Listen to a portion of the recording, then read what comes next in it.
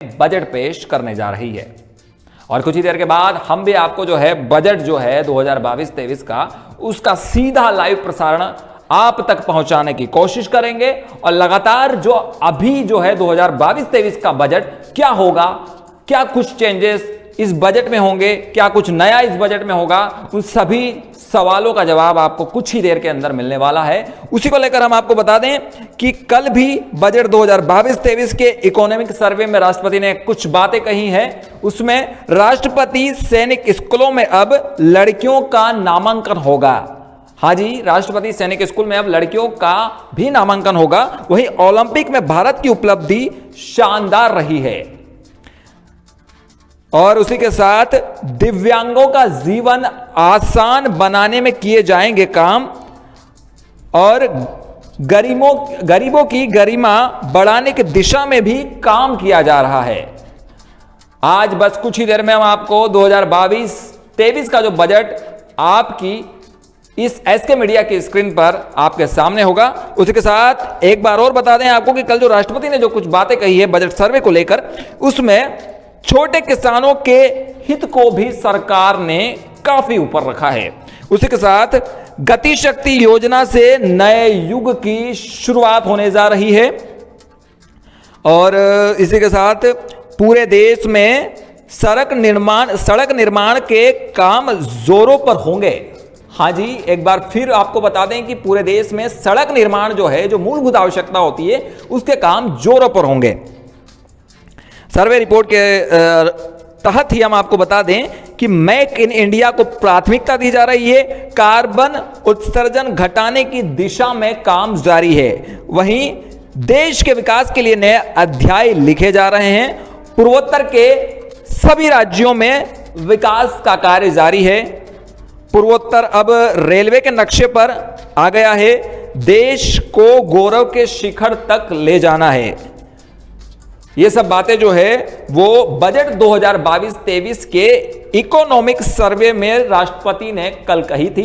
और अब हम आपको आगे की ओर ले चलते हैं कि कुछ ही देर बाद भारत की finance minister Nirmala Sitharaman budget पेश करेगी। बस कुछ ही देर के बाद बजट आपके समक्ष होगा। आपको जो सीधी लाइव स्क्रीन जो है एसके मीडिया पर हम आपको 2022-23 का बजट बताने जा रहे हैं। वित्त मंत्री निर्मला सीतारमण और वित्त राज्य मंत्री और वित्त मंत्रालय के अफसरों के साथ तैयार है देश की उम्मीदों पर खरा उतरने के लिए। बजट 2022 के माध्यम से बस चंद घंटों की दूरी है जब हिंदुस्तान सुनेगा नरेंद्र मोदी की सरकार ने उनके भविष्य के लिए किन योजनाओं का फैसला किया है। वित्त मंत्री निर्मला सीतारमण लगातार चौथी बार देश का आम बजट पेश करेगी, लेकिन इस बार भी कोरोना महामारी जैसी चुनौतियों का अंबार है। वहीं किसानों के किसान आंदोलन व देश की अर्थव्यवस्था की चुनौती सामने है। अलग अलग सेक्टर के लिए बजट का आवंटन होगा। हर आम से खास इंसान जानना चाहता है कि उसके हिस्से में क्या होगा, चाहे वो किसान हो या कारोबारी, नौकरी पेशा हो या घर का बजट संभालने वाली गृहिणी।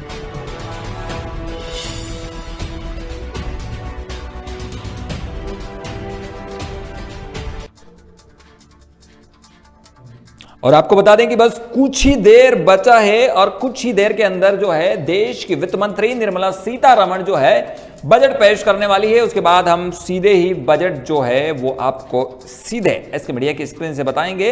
और आपको बता दें कि चौथी बार संसद में बजट पेश करने जा रही है निर्मला सीतारमण वित्त मंत्री। बजट से मिलेगी अर्थव्यवस्था को रफ्तार, बजट से मिलेगा साथ में बूस्टर डोज, अर्थव्यवस्था को बूस्टर डोज मिलेगा, ऐसा भी बताया जा रहा है। और टैक्स पेयर्स को वित्त मंत्री निर्मला सीतारमण से मिलेगा तोहफा। बस जैसा कि हमने आपको बताया कि कुछ ही देर के अंदर बजट जो है वित्त मंत्री निर्मला सीतारमण सीधी तस्वीरों के जरिए हम आपको बताएंगे कि बजट 2022-23 आपके सामने सीधी तस्वीरों से लाइव आपको बताया जा रहा है। कुछ ही देर के अंदर देश की वित्त मंत्री finance minister Nirmala Sitharaman budget 2022-23 पेश करने जा रही है। उसी के साथ आपको बता दें कि बजट से इस बार वेतन भोगियों को बड़ी उम्मीदें हैं और साथ में टैक्स पेयर्स को वित्त मंत्री निर्मला सीतारमण से मिलेगा तोहफा। तो बस कुछ ही देर के इंतजार के बाद बजट पेश करने जा रही है देश की वित्त मंत्री निर्मला सीतारमण।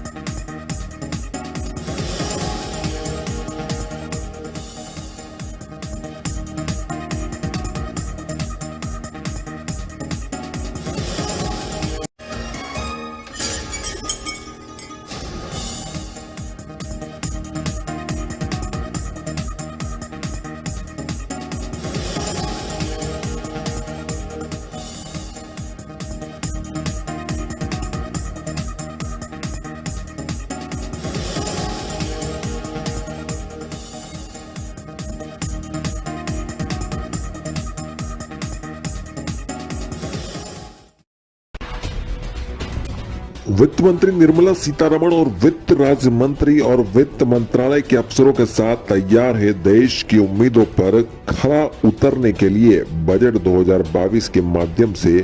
बस चंद घंटों की दूरी है जब हिंदुस्तान सुनेगा नरेंद्र मोदी की सरकार ने उनके भविष्य के लिए किन योजनाओं का फैसला किया है। वित्त मंत्री निर्मला सीतारमण लगातार चौथी बार देश का आम बजट पेश करेगी, लेकिन इस बार भी कोरोना महामारी जैसी चुनौतियों का अंबार है। वहीं किसानों के किसान आंदोलन व देश की अर्थव्यवस्था की चुनौती सामने है। अलग अलग सेक्टर के लिए बजट का आवंटन होगा। हर आम से खास इंसान जानना चाहता है कि उसके हिस्से में क्या होगा, चाहे वो किसान हो या कारोबारी, नौकरी पेशा हो या घर का बजट संभालने वाली गृहिणी।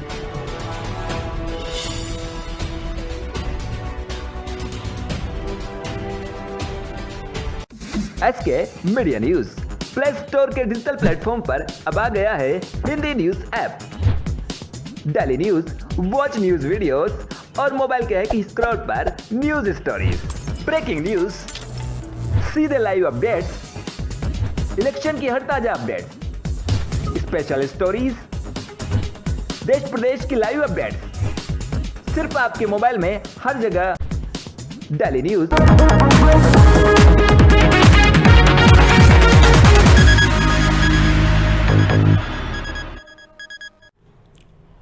और अब आपको बता दें कि जिसका सबको बेसब्री से इंतजार था, उस बजट को देश की वित्त मंत्री निर्मला सीतारमण द्वारा पेश किया जा रहा है। सीधी तस्वीरों में आप देख रहे हैं कि किस तरह से बजट को कुछ ही देर बाद लगातार जो है अब वित्त मंत्री निर्मला सीतारमण द्वारा पेश किया जा रहा है। तस्वीरों में आप लगातार देख पा रहे हैं देश का बजट 2022-23 आप सभी के सामने है। बजट पेश कर रही है वित्त मंत्री निर्मला सीतारमण और चौथी बार संसद में बजट पेश कर रही है निर्मला सीतारमण वित्त मंत्री। लगातार चौथी बार संसद में बजट पेश वित्त मंत्री के द्वारा किया जा रहा है। कोरोना काल में मोदी सरकार का बजट संसद में पेश किया जा रहा है। बजट से मिलेगी अर्थव्यवस्था को रफ्तार और साथ में बजट से अर्थव्यवस्था को बूस्टर डोज भी मिलेगा, ऐसा अनुमान लगाया जा रहा है। और तस्वीरों में आप देख रहे हैं वित्त मंत्री निर्मला सीतारमण को, जो बजट के बारे में क्या कुछ कह रही है। आइए देखते हैं।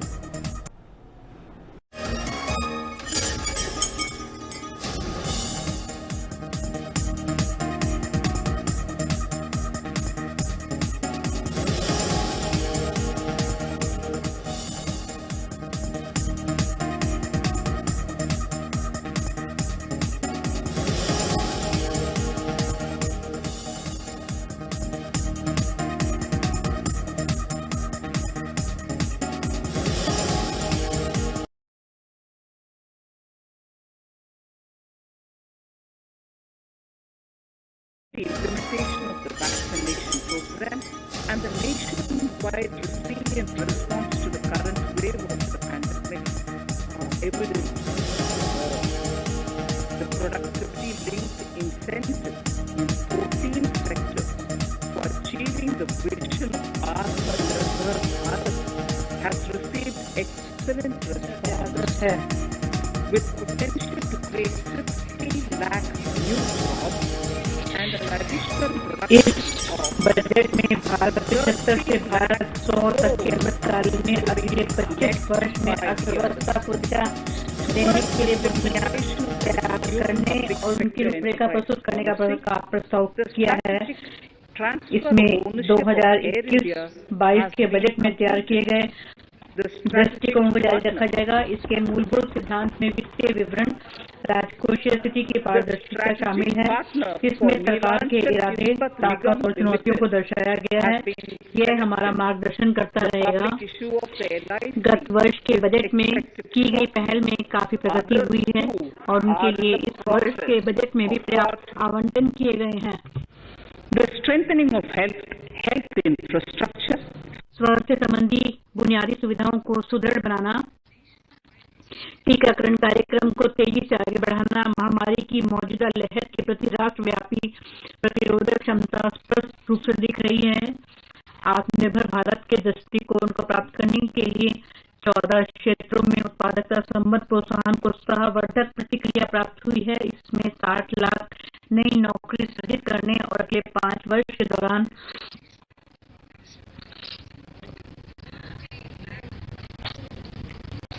30 लाख अतिरिक्त नौकरी सृजित करने की क्षमता है।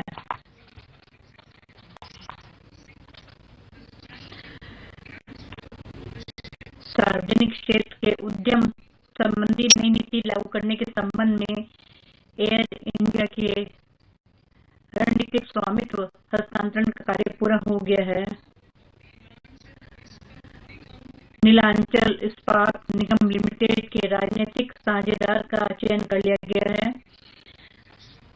और LIC के सार्वजनिक निर्गम के जल्द ही आने की संभावना है।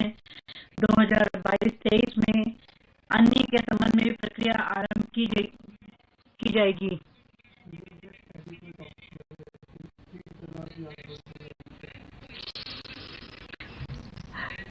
राष्ट्रीय अवसंरचना वित्त पोषण विकास बैंक नेफेड और राष्ट्रीय आस्ती पुनर्निर्माण कंपनी ने अपना कार्य शुरू कर दिया है।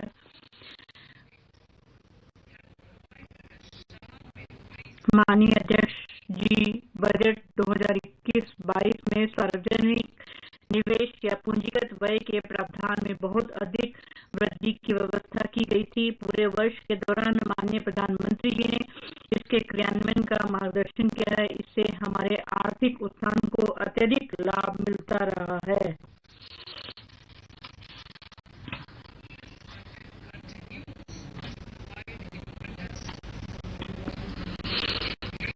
इस बजट में विकास को प्रोत्साहन दिया जाना जारी रखा गया है। इसके लिए अमृतकाल जो भविष्य के अनुरूप और समावेशी है, जिससे हमारे युवा, महिलाएं, किसान, अनुसूचित जनजाति को सीधे फायदा पहुंचेगा। और दूसरा, आधुनिक इंफ्रास्ट्रक्चर जो 100 सालों के भारत के लिए होगा और इससे बड़े सार्वजनिक निवेश समानांतर व्यवस्था की गई है और इससे पीएम गति शक्ति द्वारा निर्देशित किया जाएगा। इससे बहुविध दृष्टिकोण के साथ समन्वय से फायदा होगा। इस समानांतर ट्रैक पर आगे बढ़ते हुए हम निम्नलिखित 4 प्राथमिकताएं निर्धारित करते हैं। पीएम गति शक्ति, समावेशी विकास, उत्पादकता में वृद्धि एवं निवेश, उदीयमान अवसर, ऊर्जा परिवर्तन और जलवायु कार्य योजना। और चौथा, निवेशों का वित्त पोषण।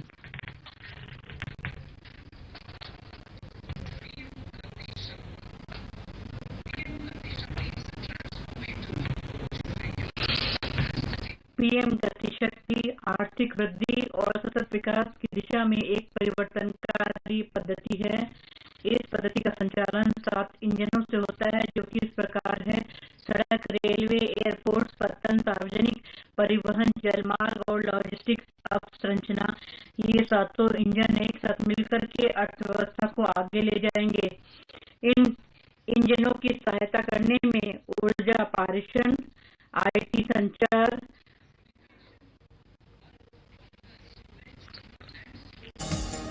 भारी मात्रा में जल और जल निकास तथा सामाजिक अवसंरचनाएं अपनी पूरक भूमिका अदा करती है। अतः इस उपागम को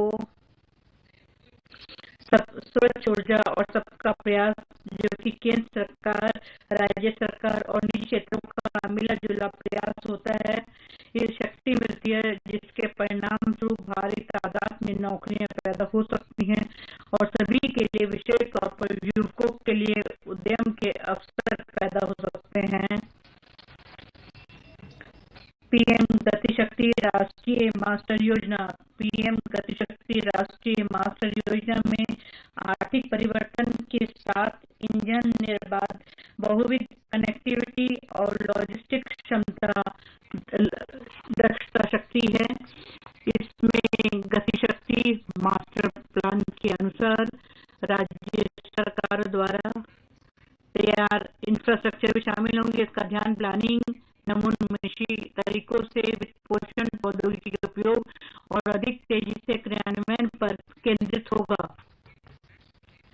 राष्ट्रीय इंफ्रास्ट्रक्चर पाइपलाइन में इन 7 इंजनों से संबंधित परियोजनाएं पीएम गतिशक्ति फ्रेमवर्क के साथ जोड़ी जाएंगी। मास्टर प्लान की खासियत विश्व स्तरीय आधुनिक इंफ्रास्ट्रक्चर और लोगों और वस्तुओं दोनों के मूवमेंट के विभिन्न माध्यमों, परियोजनाओं के लोकेशन के बीच लॉजिस्टिक्स समन्वय करना होगा। इससे उत्पादकता को बढ़ाने, आर्थिक वृद्धि और विकास में तेजी लाने में मदद मिलेगी। सड़क परिवहन वर्ष 2022-23 में एक्सप्रेस मार्ग के लिए पीएम गतिशक्ति मास्टर प्लान का प्रतिपादन किया जाएगा ताकि लोगों और वस्तुओं को अधिक तेजी से मूवमेंट हो सके। 2022-23 में राष्ट्रीय राजमार्ग नेटवर्क में 25,000 किलोमीटर जोड़े जाएंगे। वित्त पोषण के नमूनमेशी तरीकों से 20,000 करोड़ रुपए जुटाए जाएंगे ताकि सार्वजनिक संसाधनों का संपूर्ण किया जा सके।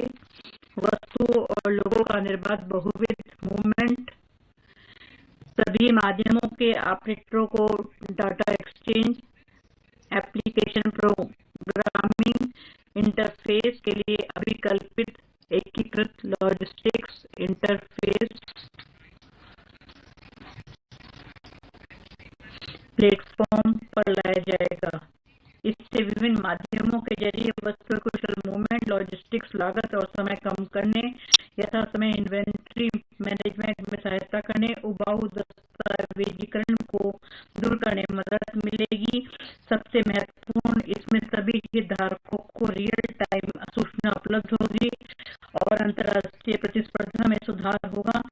यात्रियों की निर्विघ्न यात्रा के लिए सामान को लाने ले जाने के लिए ओपन सोर्स की सुविधा भी दी।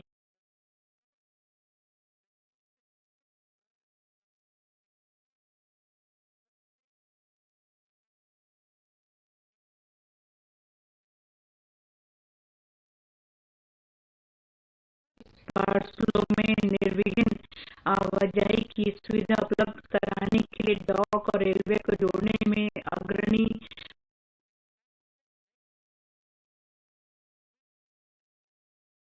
भूमिका निभाने के साथ साथ रेलवे छोटे किसानों, लघु और मध्यम उद्यमों के लिए नए उत्पाद और कार्यकुशल लॉजिस्टिक सेवाएं विकसित करेगा। स्थानीय कारोबार आपूर्ति श्रृंखला के लिए एक स्थान एक उत्पाद की अवधारणा को लोकप्रिय बनाया जाएगा।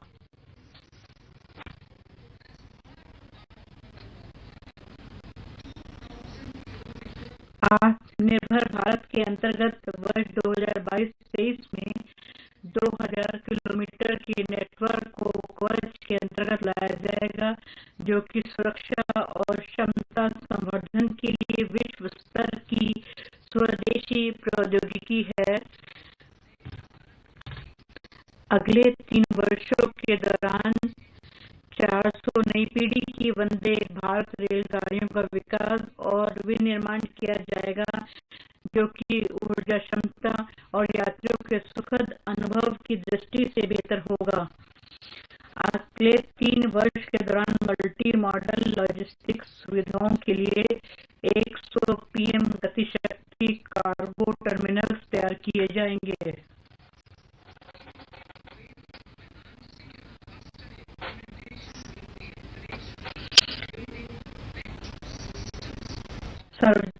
बड़े पैमाने पर यथोचित प्रकार के मेट्रो सिस्टम के निर्माण के लिए वित्त पोषण, इसके तीव्र क्रियान्वयन के नए तरीकों को प्रोत्साहित किया जाएगा।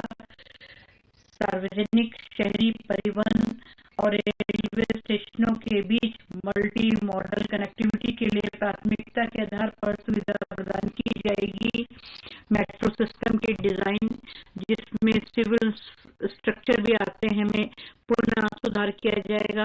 उसको भारतीय परिस्थितियों और आवश्यकताओं के अनुसार मानक स्तर पर बनाया जाएगा, जैसा कि दुर्गम पहाड़ी क्षेत्रों में परंपरागत सड़कों के विकल्प, जो कि पर्यावरण की दृष्टि से टिकाऊ हों, उसको वरीयता दी जा रही है। पीपीपी मोड के अंतर्गत एक राष्ट्रीय रोपवे विकास कार्यक्रम चलाया जाएगा। इसका उद्देश्य कनेक्टिविटी में सुधार लाना है और आने जाने वाले लोगों के लिए सुविधा प्रदान करना है, जो कि पर्यावरण को बढ़ावा देने के अलावा इसमें सघन आबादी वाले शहरी क्षेत्रों को भी कवर किया जाएगा, जहां की परंपरागत सार्वजनिक परिवहन व्यवस्था संभव नहीं है। वर्ष 2022-23 में 8 रोपवे परियोजनाएं, जिनकी कुल लंबाई 60 किलोमीटर होगी, के लिए ठेके दिए जाएंगे। अवसंरचना परियोजनाओं के लिए क्षमता निर्माण आयोग की तकनीकी सहायता से केंद्रीय मंत्रालयों, राज्य सरकारों, उनकी इंफ्रा एजेंसियों की कार्यक्षमता में सुधार आएगा। इससे पीएम गतिशक्ति अवसंरचना परियोजनाओं के नियोजन, डिजाइन, फाइनेंसिंग और क्रियान्वयन प्रबंधन की क्षमता में वृद्धि हो सकेगी। समावेशी विकास। रबी 2021-22 में गेहूं की खरीद और खरीफ 2021-22 में धान की अनुमानित खरीद में 163 लाख किसानों से 1208 लाख मीट्रिक टन गेहूं और धान होगा।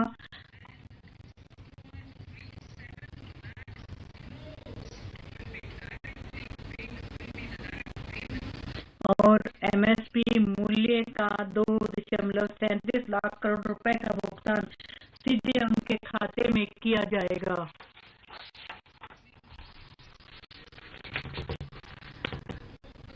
देश भर में रसायन मुक्त प्राकृतिक खेती को बढ़ावा दिया जाएगा, जिसके प्रथम चरण में गंगा नदी के 5 किलोमीटर चौड़े कॉरिडोर्स में आने वाले किसानों की जमीनों पर विशेष ध्यान दिया जाएगा।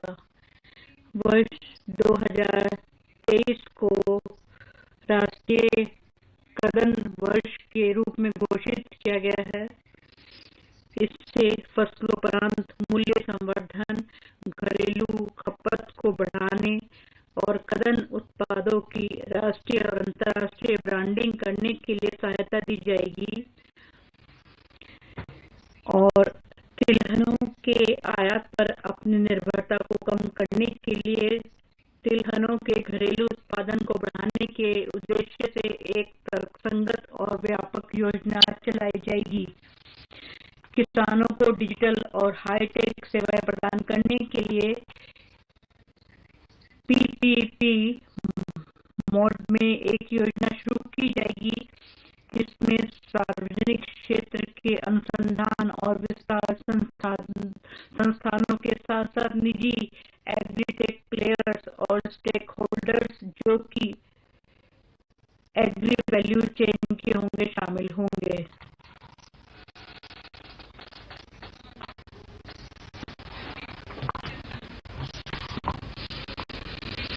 कृषि फसलों का आकलन डिजिटलाइजेशन, कीटनाशियों का छिड़काव करने, पोषक तत्वों के लिए किसान ड्रोन्स के प्रयोग को बढ़ावा दिया जाएगा।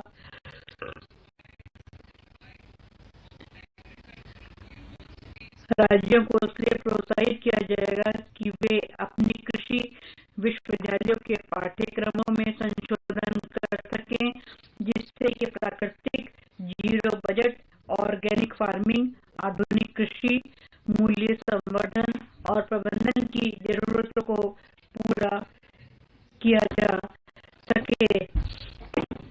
मिश्रित पूंजी युक्त एक कोष जो कि सहनिवेश मॉडल के अंतर्गत तैयार किया होगा के लिए नाबार्ड से सहायता प्रदान की जाएगी। इसका उद्देश्य कृषि और ग्रामीण उद्यमों के लिए स्टार्टअप्स जो कि कृषि उत्पाद मूल्य श्रृंखला के लिए संगत होंगे को वित्त पोषित करना है। इन स्टार्टअप्स के क्रियाकलापों में अन्य बातों के अलावा एफपीओ की सहायता, कृषि स्तर पर किराया आधार पर किसानों को विकेंद्रीकृत मशीन उपलब्ध कराना, प्रौद्योगिकी जिनमें आईटी आधारित समर्थन शामिल है कार्य आएंगे। 44,605 करोड़ रुपए की अनुमानित लागत से केन बेतवा लिंक परियोजनाओं को लागू किया जाएगा। इस योजना का उद्देश्य 9.8 लाख हेक्टेयर कृषि भूमि में सिंचाई की सुविधा उपलब्ध कराना, 62 लाख लोगों के लिए पेयजल की आपूर्ति करना, 103 मेगावाट हाइड्रो और 27 मेगावाट सौर ऊर्जा का उत्पादन करना है। इन परियोजनाओं के लिए संशोधित अनुमान 2021-22 में 4300 करोड़ रुपए, 2022-23 में 1400 करोड़ रुपए का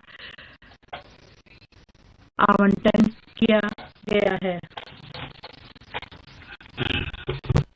ऑनरेबल स्पीकर सर, माननीय अध्यक्ष महोदय, ड्राफ्ट डीपीआर 5 रिवर लिंक्स दमन गंगा इंजाल, पार तापी नर्मदा, गोदावरी कृष्णा, कृष्णा पेन्नार और पेन्नार कावेरी के ड्राफ्ट अंतिम रूप दे दिए गए हैं।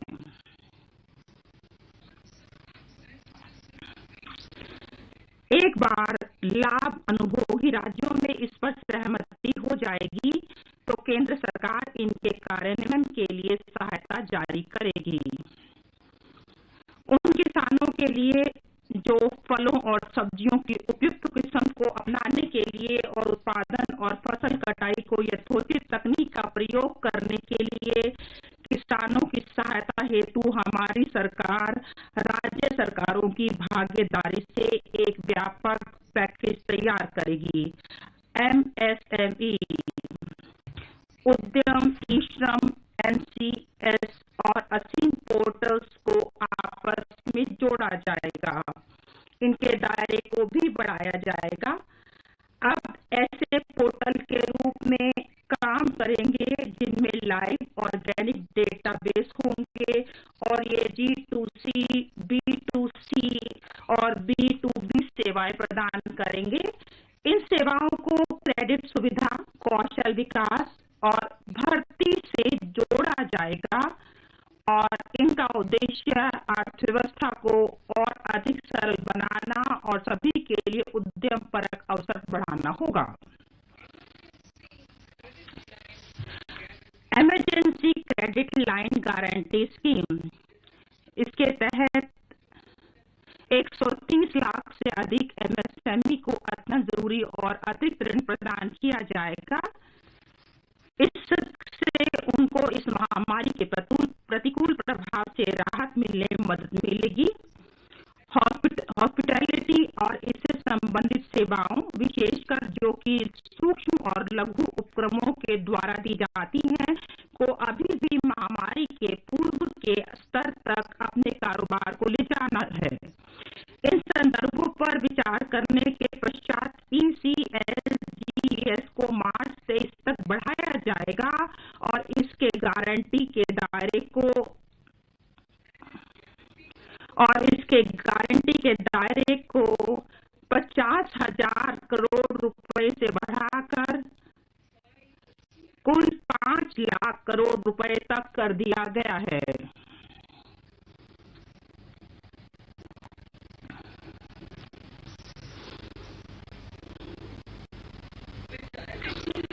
और जो हॉस्पिटैलिटी और इससे संबंधित उपक्रमों के लिए अनन्य रूप से अतिरिक्त सहायता प्रदान की जाएगी।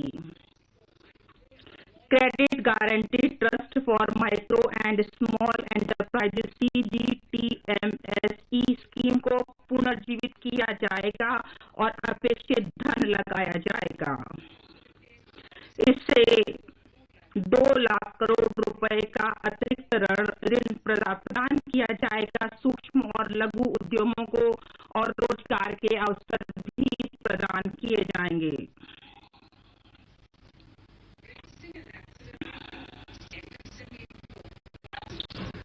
Raising and accelerating MSME performance को 6,000 करोड़ रुपए के 5 वर्षों में प्रोग्राम को शुरू किया जाएगा और इससे MSME क्षेत्र को और अधिक प्रतिशोधन क्षमता से युक्त, प्रतिस्पर्धात्मक और सक्षम बनाया जाएगा। कौशल विकास कार्यक्रमों और उद्योगों के लिए भागीदारी को नई दिशा दी जाएगी, जिससे कि कुशलता के आयामों को लगातार बढ़ाया जाएगा और इनसे स्थायित्व और रोजगार की क्षमता भी बढ़ेगी। और जहां तक digital ecosystem for skilling and livelihood EDHS E portal का सवाल है, इसको भी शुरू किया जाएगा। इसका उद्देश्य नागरिकों को इस प्रकार से सशक्त बनाना है कि वे ऑनलाइन ट्रेडिंग के माध्यम से अपनी कुशलता का विकास कर सकें, फिर से हासिल कर सके और अपनी कुशलता का उन्नयन कर सकें। इसके तहत ड्रोन शक्ति को अलग अलग एप्लीकेशंस के माध्यम से सेवाओं के लिए तैयार किया जाएगा। जहां तक सारे राज्यों में कुछ ITI का संबंध है और उसके तहत अनेक अपेक्षित पाठ्यक्रमों को शुरू किया जाएगा। इस महामारी से बाध्य होकर स्कूल को बंद किए जाने के कारण हमारे बच्चे, विशेषकर ग्रामीण क्षेत्रों से आने वाले और जो अनुसूचित जातियों और अनुसूचित जनजातियों तथा अन्य पिछड़े वर्गों के हमारे छात्र हैं, उनको 2 वर्षों की औपचारिक शिक्षा से वंचित होना पड़ा। अधिकतर ये बच्चे सरकारी स्कूलों में पढ़ते हैं। हम अनुपूरक शिक्षण दिए जाने और शिक्षा हेतु एक उत्थानशील तंत्र तैयार करने की जरूरत को स्वीकार करते हैं। इस उद्देश्य से एक क्लास, एक टीवी चैनल कार्यक्रमों को 12 टीवी चैनलों से बढ़ाकर 200 टीवी चैनलों तक पहुंचाया जाएगा। इससे सभी राज्यों को अनुपूरक शिक्षा प्रदान करने में सहायता मिलेगी, जो क्षेत्रीय भाषाओं में 1 से लेकर 12 कक्षा तक छात्रों को उपलब्ध कराई जाएगी।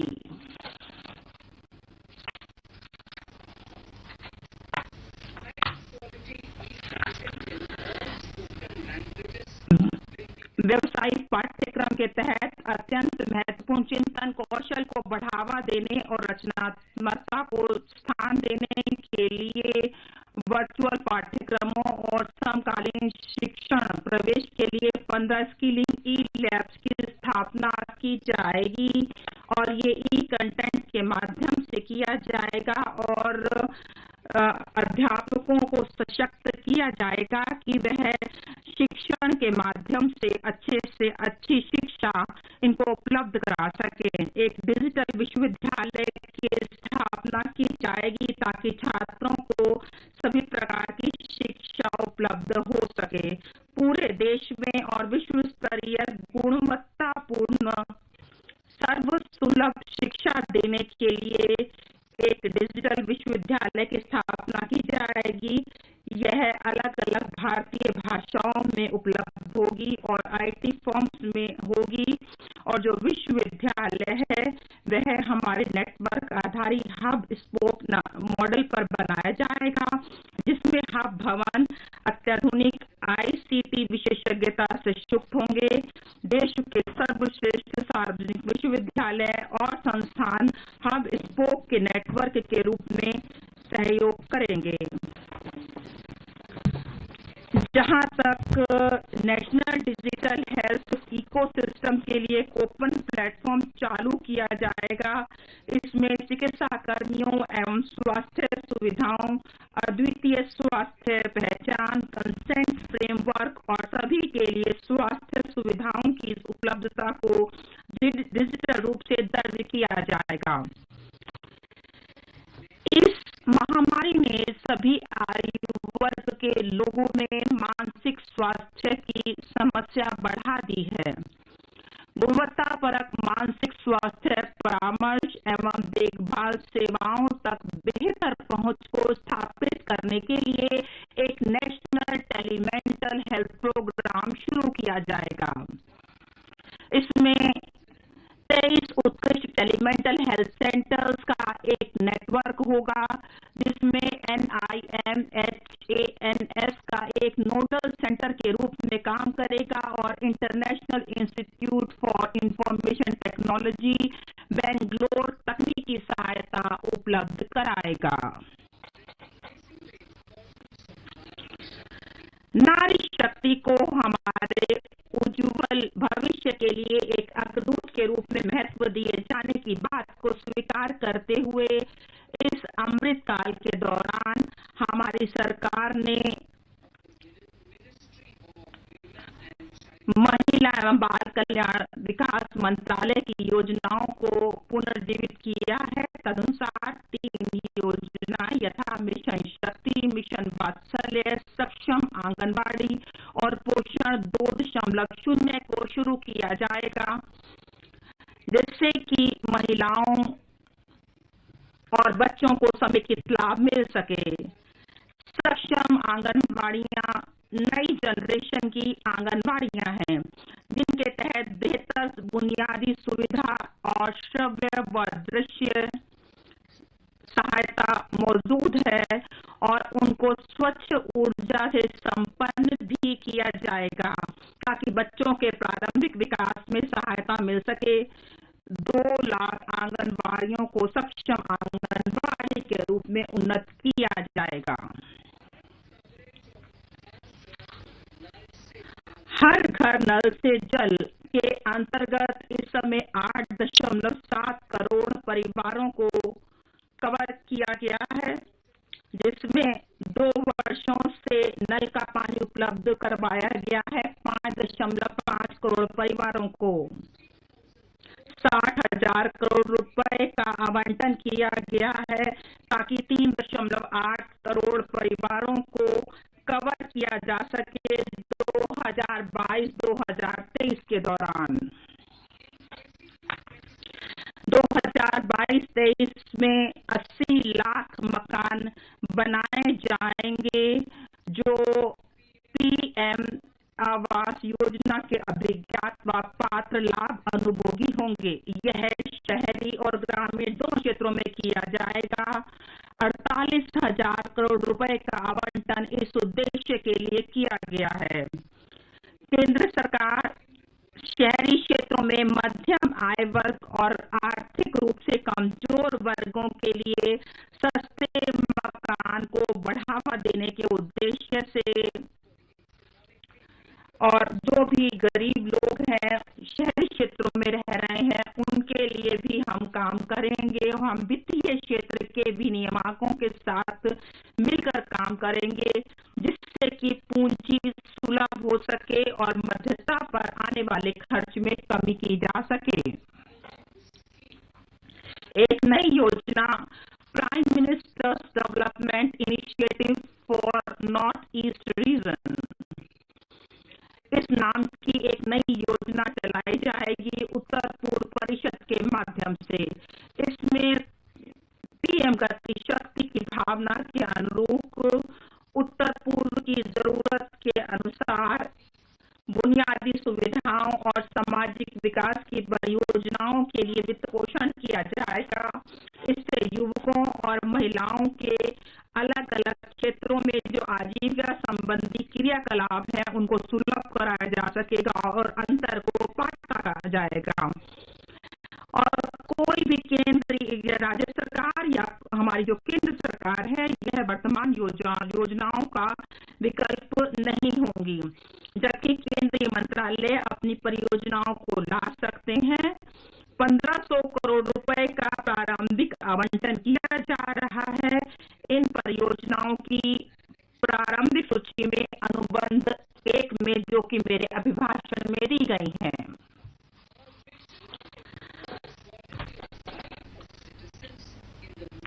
देश के अत्यंत दुर्गम और पिछड़े जिलों में रहने वाले नागरिकों के जीवन की गुणवत्ता में सुधार करने का हमारा जो स्वप्न था वह महत्वाकांक्षी जिला कार्यक्रम बहुत कम समय में ही साकार हो गया है।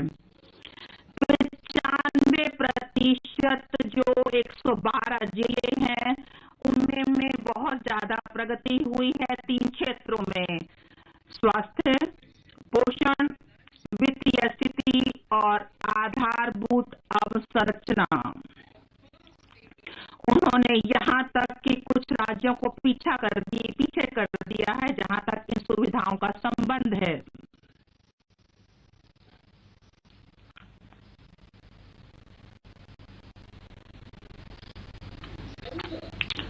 हालांकि इन जिलों के कुछ ब्लॉक्स अभी भी पिछड़े हुए हैं। 2022-23 में इस कार्यक्रम के अंतर्गत इन जिलों के ऐसे ही ब्लॉक्स पर ध्यान दिया जाएगा।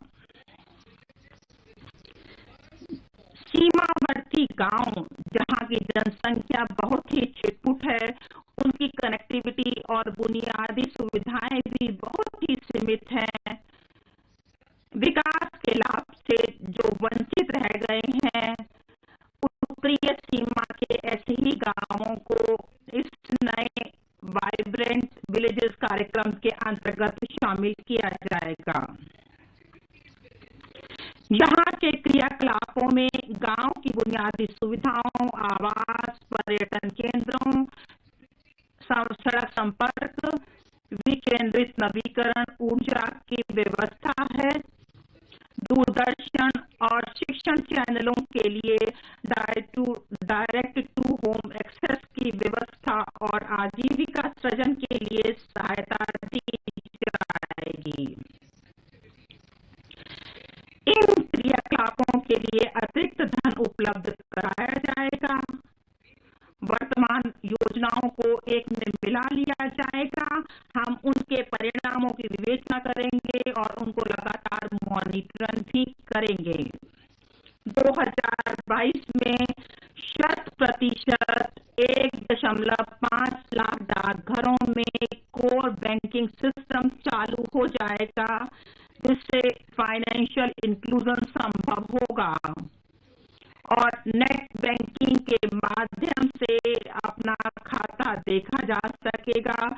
यहाँ मोबाइल बैंकिंग होगी और एटीएम की सुविधा भी होगी और डाकघर के खाते से बैंक खाते के बीच बैंक का और पैसे का ऑनलाइन अंतरण भी हो जाएगा। इससे विशेष तौर पर ग्रामीण क्षेत्रों में रहने वाले किसानों और वरिष्ठ नागरिकों के लिए इंटर ऑपरेबिलिटी और फाइनेंशियल इंक्लूजन की सुविधा उपलब्ध होगी। माननीय अध्यक्ष महोदय, हाल ही के वर्षों में देश में डिजिटल बैंकिंग, डिजिटल पेमेंट्स और फिनटेक जैसे अभिनव कार्यों में तेजी से वृद्धि हुई है। सरकार इन क्षेत्रों को कि डिजिटल बैंकिंग का लाभ यूजर जो देश के कोने कोने में फैले यूजर फ्रेंडली ढंग से लोगों तक पहुंचाया जा सके। इस लक्ष्य की ओर अग्रसर होते हुए और अपनी स्वतंत्रता का 75 वर्ष मनाते हुए यह प्रस्ताव किया जा रहा है कि 75 जिलों में 75 डिजिटल बैंकिंग यूनिट अनुसूचित वाणिज्यिक बैंकों के द्वारा स्थापित किए जाएंगे। डिजिटल पेमेंट इकोसिस्टम जो कि पिछले बजट के लिए था वह 2022-23 में भी जारी रहेगा और इससे हमें डिजिटल पेमेंट्स को और अधिक अपनाने के लिए प्रोत्साहित किया जा सकेगा। इसके तहत पेमेंट प्लेटफॉर्म के प्रयोग को बढ़ावा दिए जाने पर ध्यान दिया जाएगा जो इकोनॉमिकल और यूजर फ्रेंडली होता है। महोदय, मैं अगली बात पर अब बढ़ती हूँ। हमने हाल ही के वर्षों में देखा है कि 25,000 से अधिक अनुपालनों को कम कर दिया गया है और 1,486 संघीय कानूनों को खत्म कर दिया गया है। हमारी सरकार की यह प्रतिबद्धता को दर्शाती है। Minimum government and maximum governance की यह सरकार की जो मजबूत प्रतिबद्धता है उसको दर्शाती है। इसके तहत हमने काम किया है।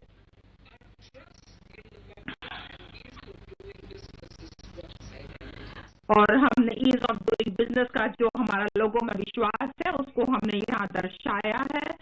अब जो ईज ऑफ डूइंग बिजनेस है और 2.0 और ईज ऑफ लिविंग के दूसरे चरण को शुरू किया जाएगा।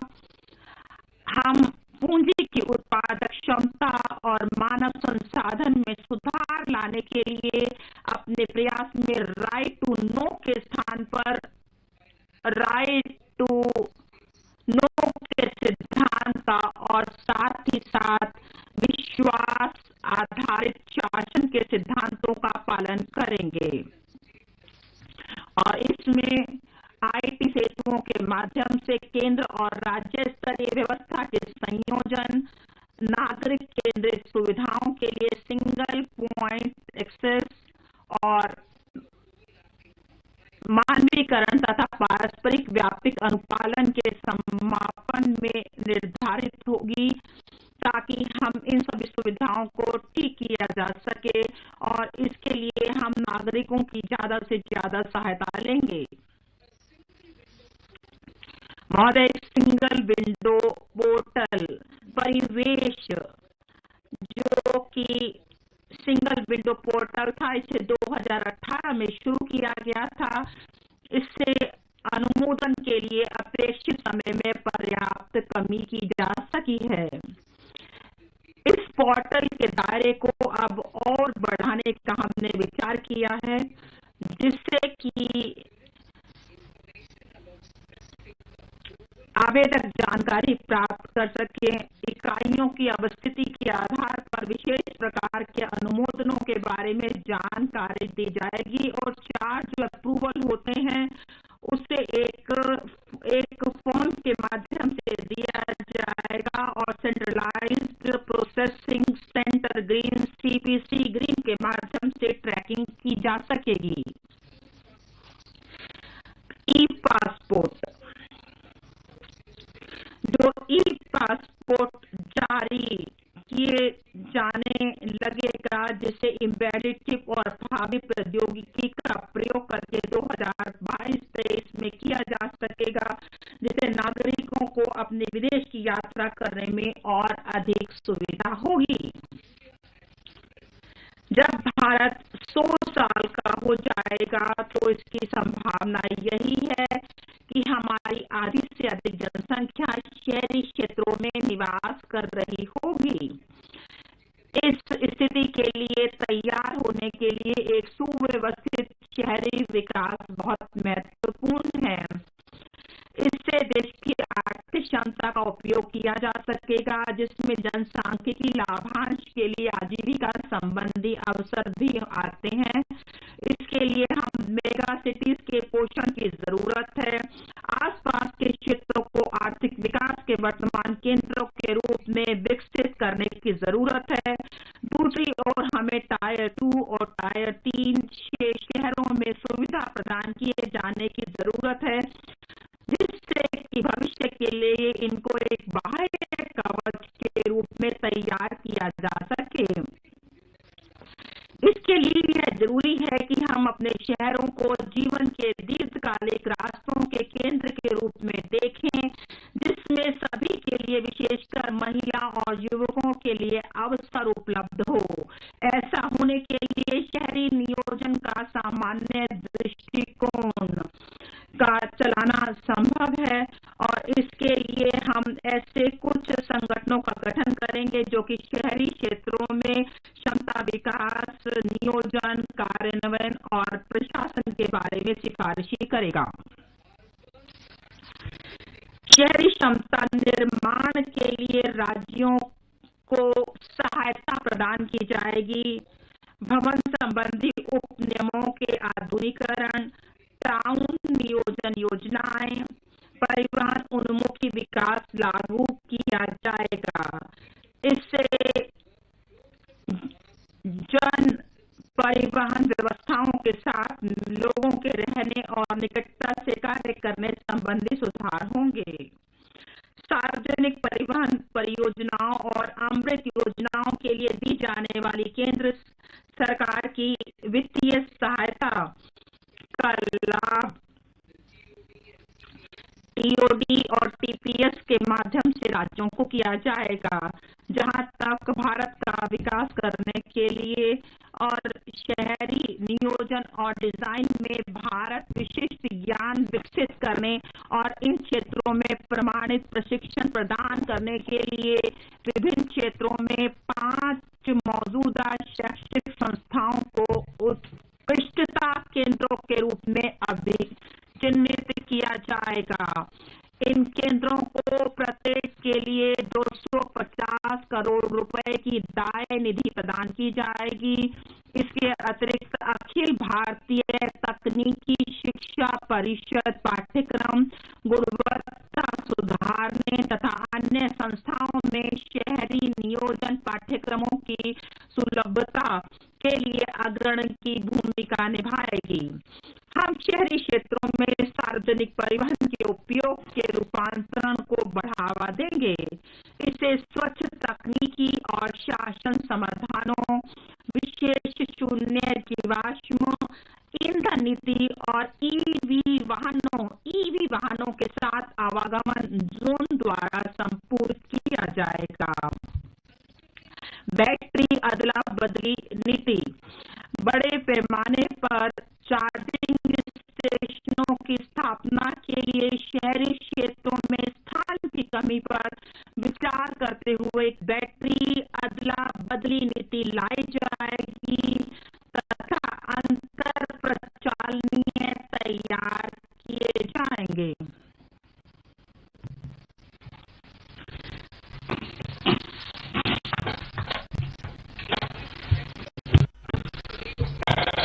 निजी क्षेत्र को एक सेवा के रूप में बैटरी अथवा ऊर्जा के लिए धारणीय सरकारी व्यवसाय मॉडल विकसित करने के लिए प्रोत्साहित किया जाएगा।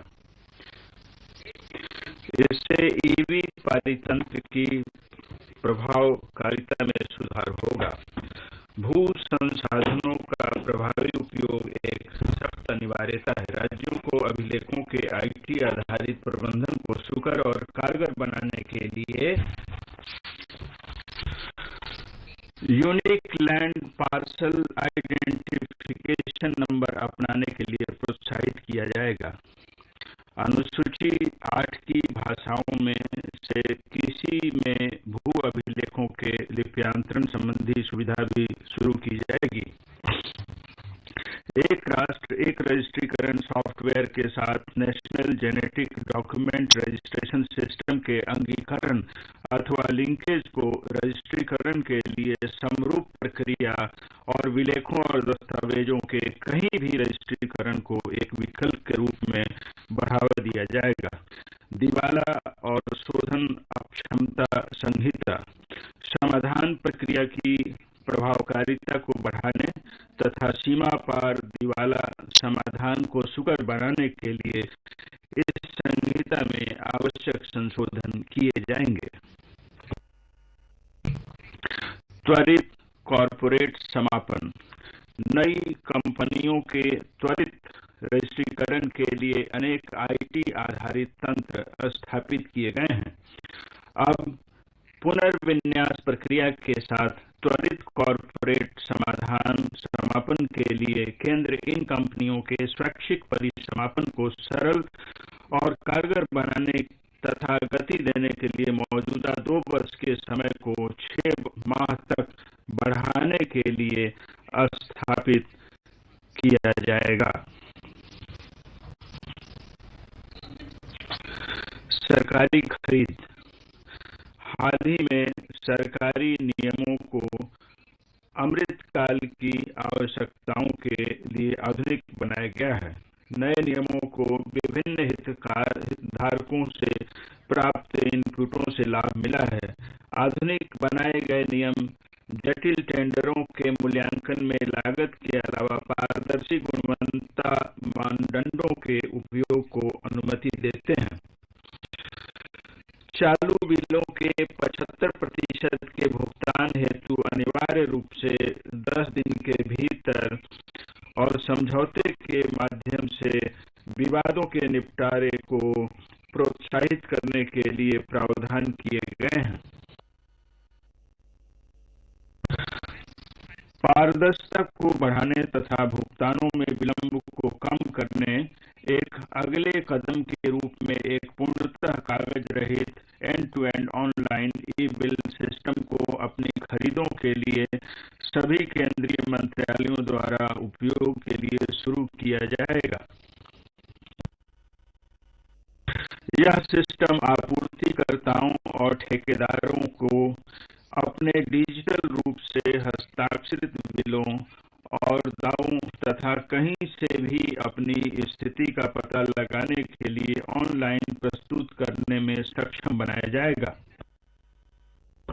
सप्लायरों और कार्य ठेकेदारों के लिए अप्रत्यक्ष लागत को कम करने के लिए बैंक गारंटी के लिए एक विकल्प के रूप में प्रतिभू बॉन्डों को सरकारी खरीदों में स्वीकार्य बनाएगा। व्यवसाय जैसे स्वर्ण आयात भी इसको उपयोगी पा सकेंगे।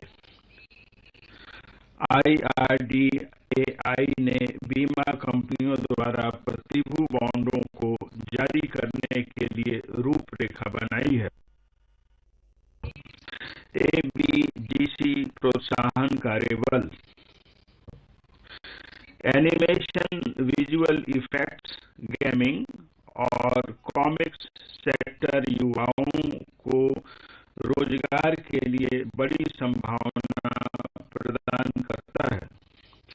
एक ABGC संवर्धन कार्यबल सभी हितधारकों के साथ इसे प्राप्त करने तथा हमारे बाजारों और वैश्विक मांग को पूरा करने के लिए घरेलू क्षमता निर्माण के लिए तौर तरीकों की सिफारिश करने के लिए स्थापित किया जाएगा।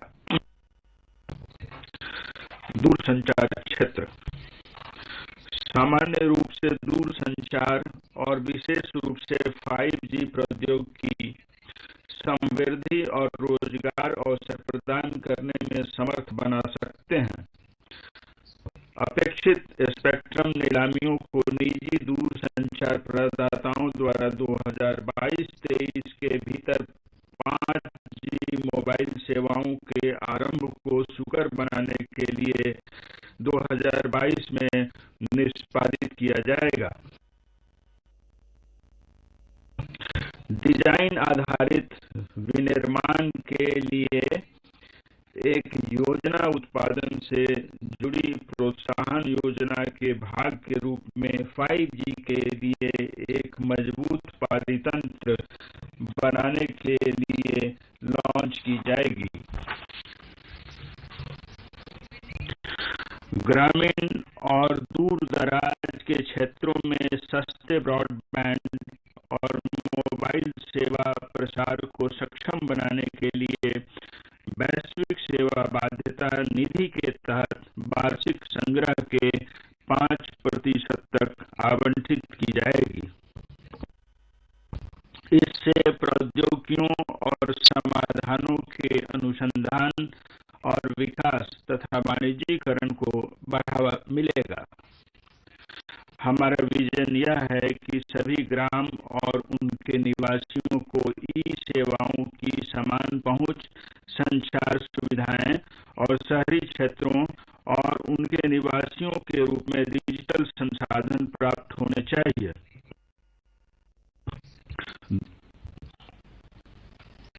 दूर दराज के क्षेत्र सहित सभी ग्रामों में ऑप्टिकल फाइबर बिछाने के लिए संविदाएं वर्ष 2022-23 में पीपीपी के माध्यम से भारत नेट परियोजना के तहत ठेके दिए जाएंगे। इसके 2025 में पूरा हो जाने की संभावना है।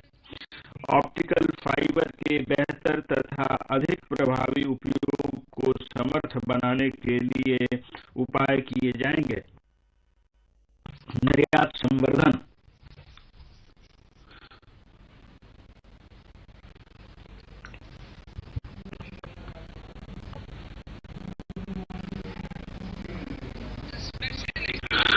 विशेष आर्थिक जोन अधिनियम को एक नए विधान से प्रतिस्थापित किया जाएगा, जो राज्यों को उद्यमों और सर्विस हबों के विकास में भागीदार बनने के लिए समर्थ होंगे।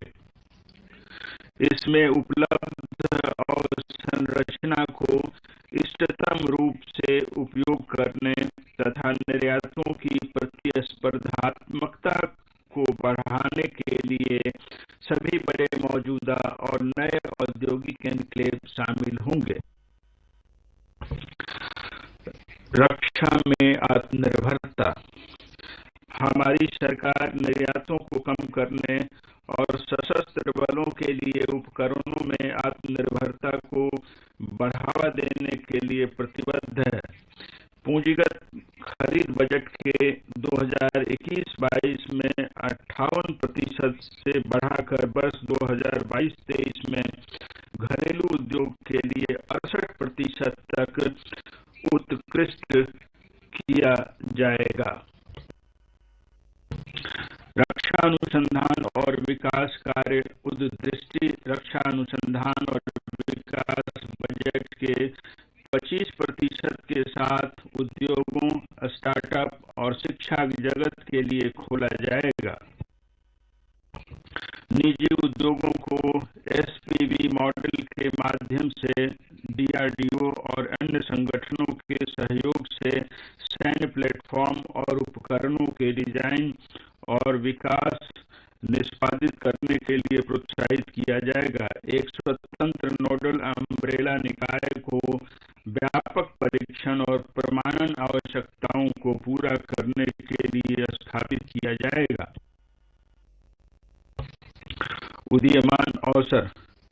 कृत्रिम सतर्कता, भू-स्थानिक तंत्र और ड्रोन, सेमीकंडक्टर और इसका पारितंत्र, अंतरिक्ष अर्थव्यवस्था, जेनोमिक्स, फार्मास्यूटिकल्स, ग्रीन एनर्जी और स्वच्छ आवागमन तंत्रों में बड़े पैमाने पर धारणीय विकास की सहायता करने तथा देश को आधुनिक बनाने की भारी संभावना है। ये युवाओं के लिए रोजगार अवसर प्रदान करते हैं तथा भारतीय उद्योग जगत को अधिक प्रभावी और प्रतिस्पर्धी बनाते हैं। सहायक नीतियां, सरल विनियमों, घरेलू क्षमताओं के निर्माण के लिए सुविधापरक कार्यों और अनुसंधान और विकास को बढ़ावा देने जैसे कार्यों से सरकार के दृष्टिकोण को दिशा निर्देशित किया जाएगा। इन उदीयमान अवसरों में अनुसंधान एवं विकास कार्य के लिए शिक्षा जगत, उद्योग और सार्वजनिक संस्थाओं के बीच सहयोग के प्रयासों के अलावा सरकारी अंशदान प्रदान किया। ऊर्जा संक्रमण और जलवायु परक कार्य।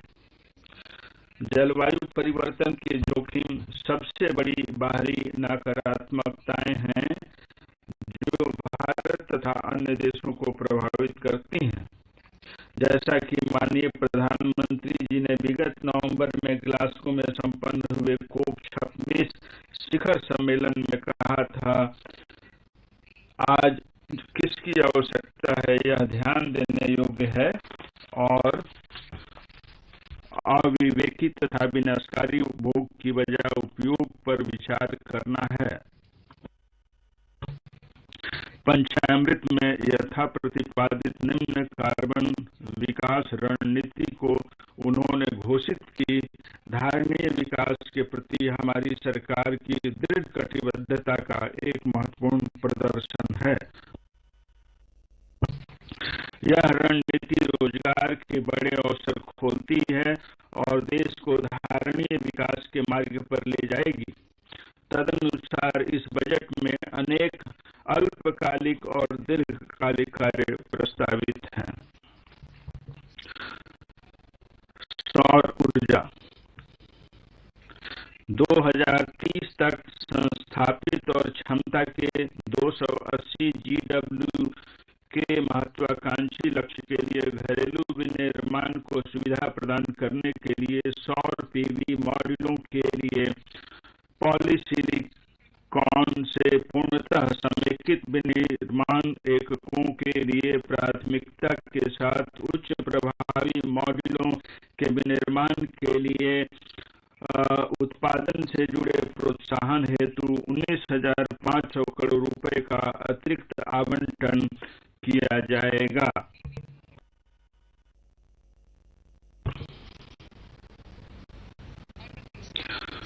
माननीय अध्यक्ष महोदय, वृत्ताकार अर्थव्यवस्था संक्रमण के उत्पादकता बढ़ाने तथा नए व्यवसायों तथा रोजगारों के लिए बड़े अवसर सृजित करने में सहायता करने की संभावना है। 10 सेक्टरों जैसे इलेक्ट्रॉनिक अपशिष्ट, वाहनों की अवधि समाप्ति, प्रयुक्त तेल अपशिष्ट और विषैले और घातक औद्योगिक अपशिष्ट के लिए कार्य योजनाएं तैयार हैं। अब अवसंरचना, प्रतिलोमी संभार तंत्र, प्रौद्योगिकी उन्नयन और अनौपचारिक क्षेत्र के साथ एकीकरण के मुद्दों के समाधान पर ध्यान दिया जाएगा। इसे विनियमन, मानव और विस्तारित उत्पादक उत्तरदायित्व रूपरेखा और नव प्रवर्तनकारी सुविधाकरण को कवर करते हुए सक्रिय रणनीतियों द्वारा समर्थन दिया जाएगा।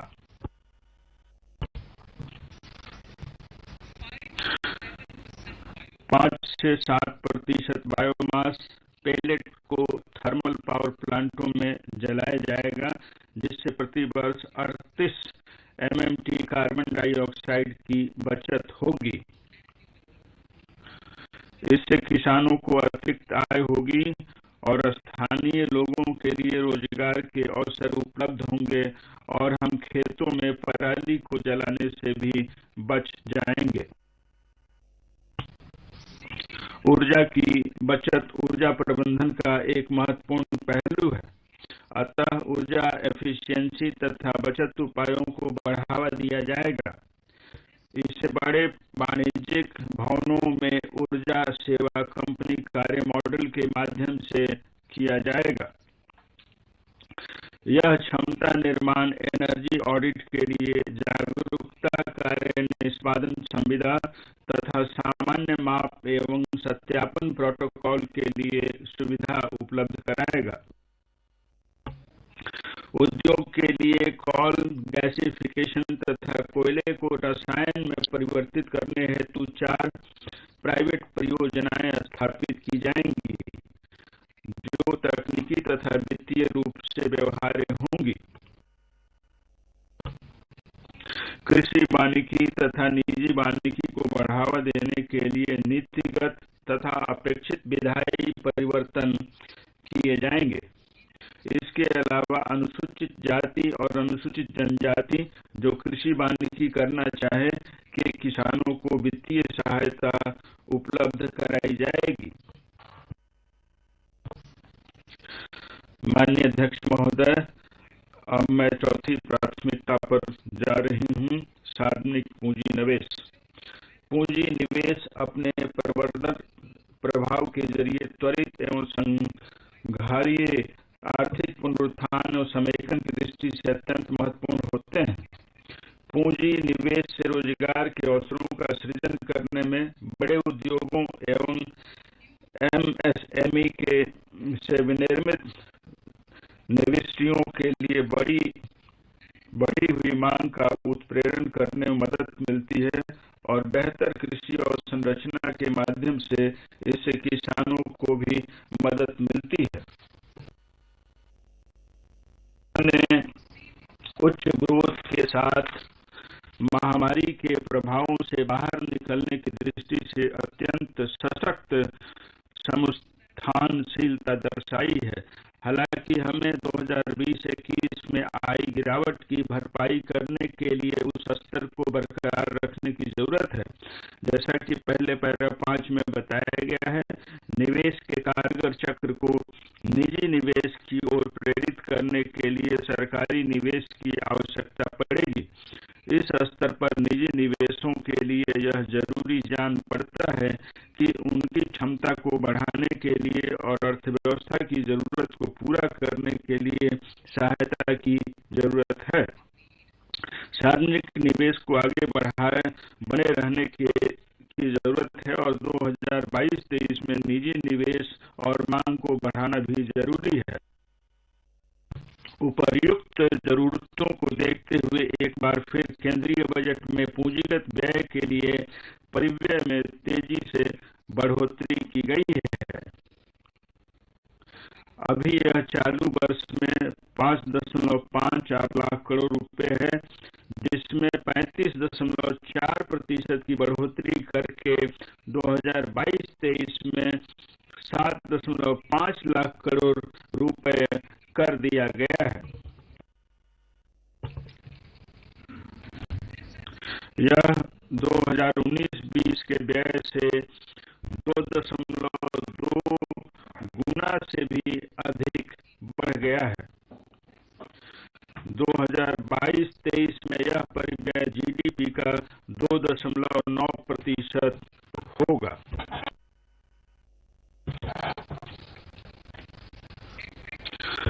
कारगर पूंजीगत व्यय राज्यों को सहायता अनुदान के माध्यम से पूंजीगत आस्तियों के सृजन के लिए किए गए प्रावधान के साथ साथ निवेश के चलते केंद्र सरकार का कारगर पूंजीगत व्यय 2022-23 में अनुमानतः 10.68 लाख करोड़ रुपए का हो जाएगा, जो कि जीडीपी का लगभग 4.1% जीडीपी का होगा।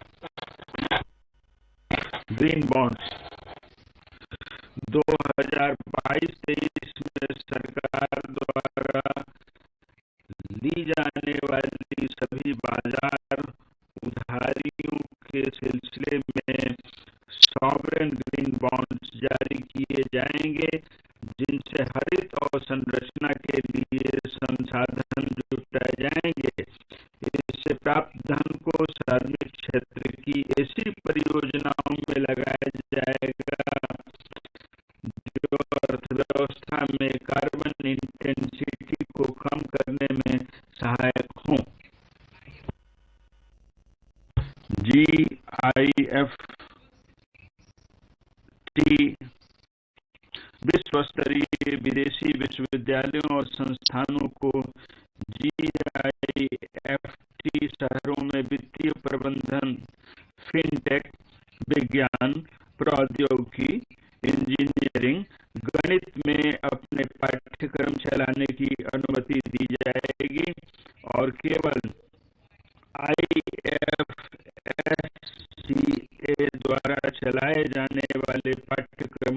छोड़कर इन्हें घरेलू विनियमों से मुक्त रखा जाएगा। इससे सेवाओं और प्रौद्योगिकियों के लिए उच्च स्तर के मानव संसाधन उपलब्ध कराए जा सकेंगे।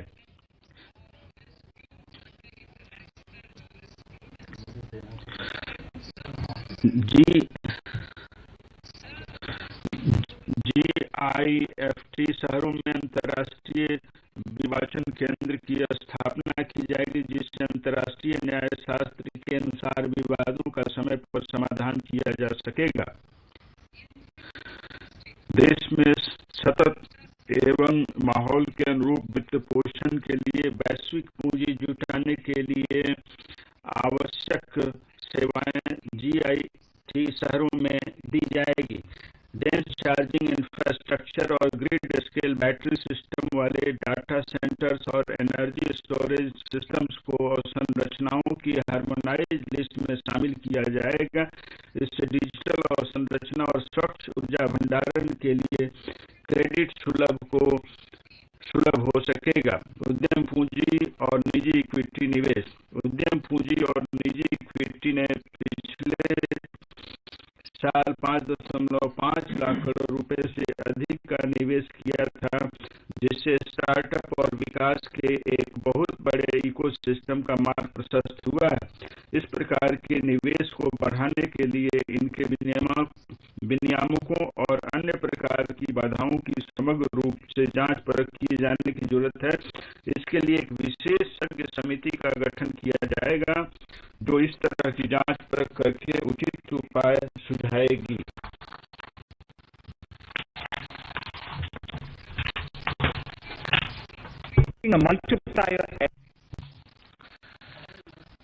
सरकार के द्वारा सहायता प्राप्त फंड्स NIIF और फंड्स के CDB फंड से अत्यधिक पूंजी प्राप्त हुई है, जिससे बहुआयामी प्रभाव देखने में आया है।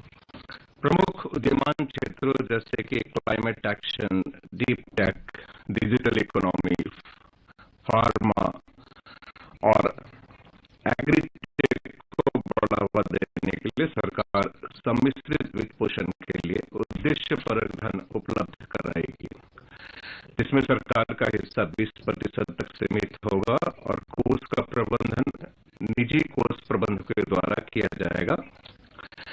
अवसंरचना परियोजनाओं की वित्तीय संभावनाओं अवसंरचना की जरूरतों के वित्त पोषण के लिए यह जरूरी है कि सरकारी निवेश में बड़े पैमाने पर निजी पूंजी भी मिलाई जाए। सरकारी निजी भागीदारी वाली परियोजनाओं के साथ साथ दूसरी परियोजनाओं की वित्तीय संभावनाओं को बढ़ाने के लिए बहुपक्षीय एजेंसियों से तकनीकी और ज्ञानपरक सहायता प्राप्त करने के साथ साथ आवश्यक उपाय किए जाएंगे। इनकी वित्तीय संभावना को बढ़ाने के लिए विश्व के सर्वोत्तम तरीकों को अपनाना होगा, वित्त पोषण के नए रास्ते अपनाने होंगे तथा संतुलित जोखिम पर आवंटन किया जाना होगा। डिजिटल रुपया। सेंट्रल बैंक डिजिटल करेंसी को चालू करने से डिजिटल अर्थव्यवस्था को बहुत अधिक बढ़ावा मिलेगा। डिजिटल करेंसी से एक और अधिक दक्ष और सस्ती करेंसी प्रबंधन व्यवस्था देखने में आएगी। इसलिए ब्लॉकचेन और अन्य प्रौद्योगिकी का प्रयोग करके डिजिटल रुपये को चालू करने का विचार है, जिसे भारतीय रिजर्व बैंक के द्वारा जारी किया जाएगा और इसकी शुरुआत 2022-23 से होनी है।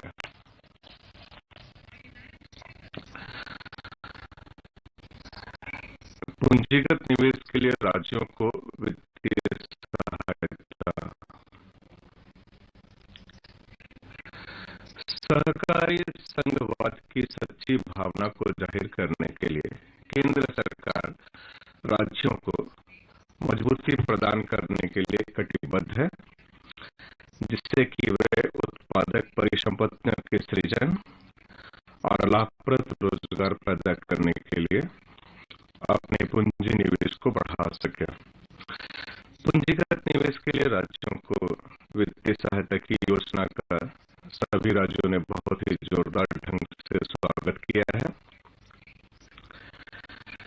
मुख्यमंत्रियों और राज्य वित्त मंत्रियों के साथ हुई मेरी बैठक में मिले अनुरोधों को सम्मान देते हुए चालू वर्ष में इस योजना के अंतर्गत बजट अनुमान में रखे गए 10,000 करोड़ रुपए के पूंजी परिव्यय को संशोधित अनुमान में बढ़ाकर 15,000 करोड़ रुपए कर दिया गया है।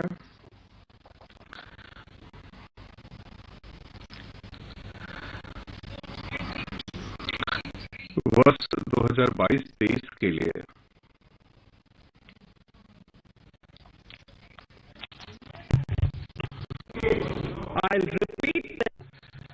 मैं इस वाक्य को फिर से दोहराती हूं।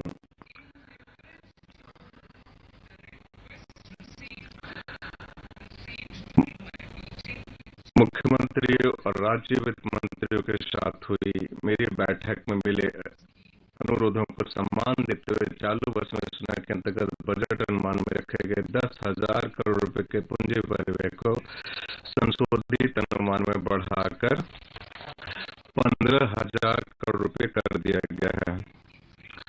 वर्ष 2022-23 के लिए अर्थव्यवस्था में सभी निवेशों को प्रेरित करने के लिए राज्यों की मदद करने के लिए 1 लाख करोड़ रुपए का आवंटन किया गया है।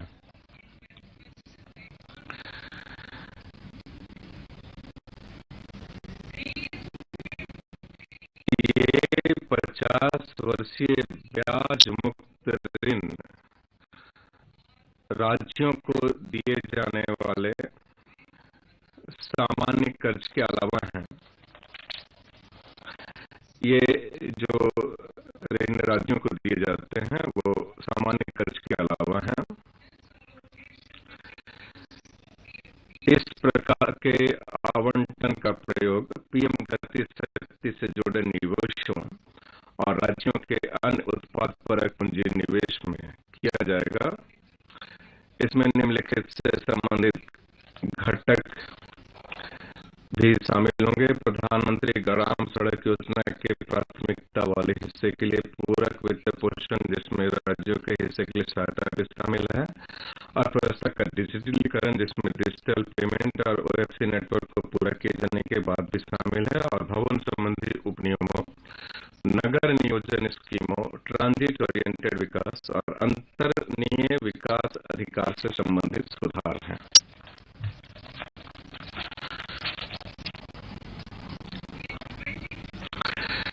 वर्ष 2022-23 में 15वें वित्त आयोग की सिफारिशों के अनुसार राज्यों को जीएसडीपी के 4% तक के राजकोषीय घाटे की अनुमति होगी, जिसमें से 0.5% विद्युत क्षेत्र सुधार से संबंधित होंगे। इसके लिए शर्तों को पहले ही 2021-22 में बता दिया गया है। राजकोषीय प्रबंधन,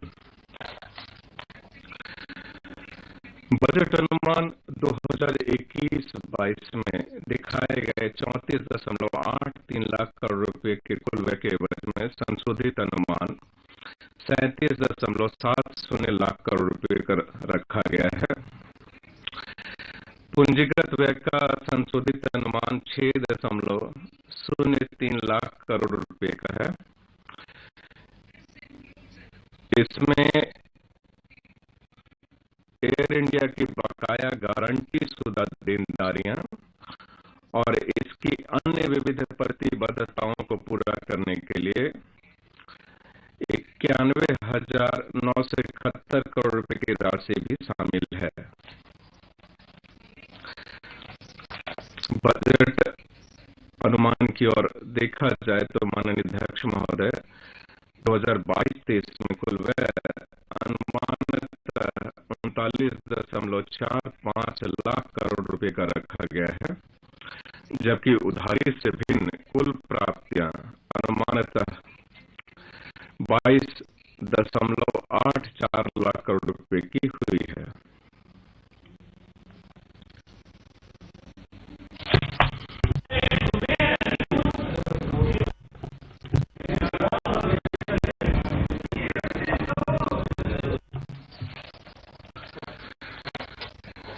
चालू वर्ष में संशोधित वित्तीय घाटा जीडीपी का अनुमानित माननीय अध्यक्ष महोदय 6.9% है, जबकि बजट अनुमान में इसे 6.8% अनुमानित किया गया है। 2022-23 में राजकोषीय घाटा जीडीपी का अनुमानतः 6.4% है, जो कि राजकोषीय मजबूती के उस मार्ग के अनुरूप भी है जिसकी मैंने पिछले वर्ष घोषणा की थी।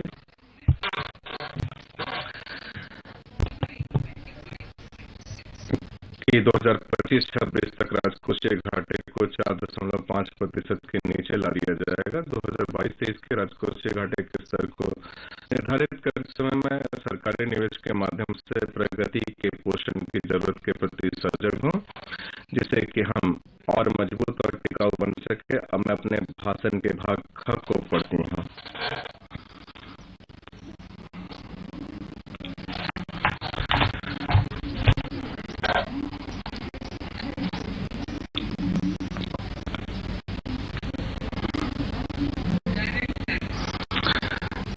प्रत्यक्ष कर।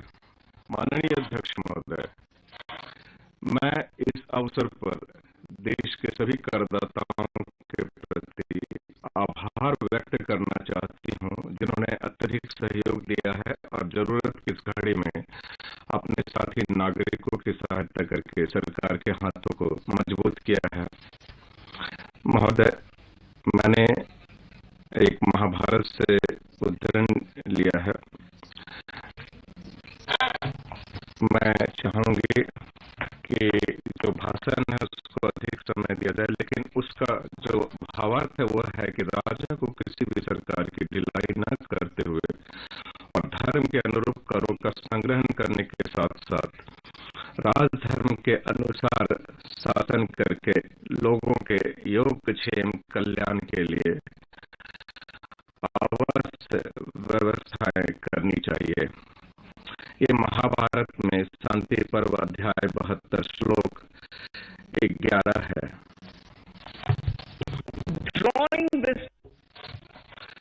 अपने प्राचीन ग्रंथों से ज्ञान एवं मार्गदर्शन प्राप्त करते हुए हमने प्रगति के पथ पर चलना जारी रखा है। इस बजट के प्रस्तावों का अभिप्राय स्थिर और जानी पहचानी कर व्यवस्था की हमारी घोषित नीति पर कायम रहते हुए और अधिक ऐसे सुधारों को लाना है जो एक विश्वसनीय कर व्यवस्था स्थापित करने की हमारी संकल्पना को आगे बढ़ा सके। यह कर प्रणाली को और भी अधिक सरल बनाएगा, करदाताओं को स्वैच्छिक अनुपालन के लिए प्रोत्साहित करेगा और मुकदमेबाजी को कम करेगा।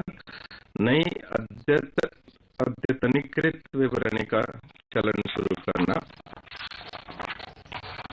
भारत तीव्र गति से बढ़ रहा है, लोग एक से अधिक वित्तीय लेन देन कर रहे हैं। आयकर विभाग ने करदाता के अंतरणों की रिपोर्टिंग का एक सशक्त ढांचा स्थापित किया है।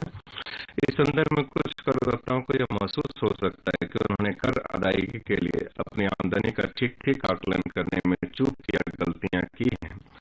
ऐसी गलतियों को सुधारने का मौका देने के लिए मैं अतिरिक्त कर की अदायगी करके अद्यतन विवरणी दाखिल करने के लिए करदाताओं को अनुमति देने के एक नए प्रावधान का प्रस्ताव कर रही हूँ। यह अद्यतन विवरणी संगत निर्धारण वर्ष के अंत से 2 वर्षों के भीतर दाखिल की जा सकती है।